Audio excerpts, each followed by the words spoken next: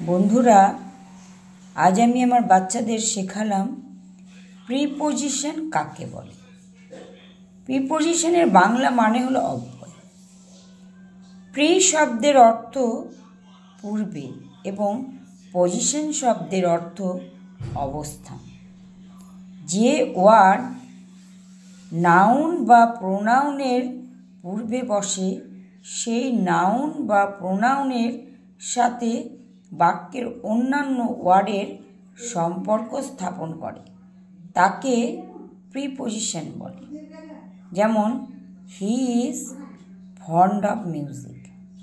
এখানে ফন্ড হলো অ্যাডজেক্টিভ আর মিউজিক হলো নাউন। তাহলে অ্যাডজেক্টিভ ও মিউজিকের মাঝে সম্পর্ক স্থাপন হলো। আবার দেখো, the book is on the table. বুকটা হচ্ছে নাউন, টেবিলটা হচ্ছে নাউন।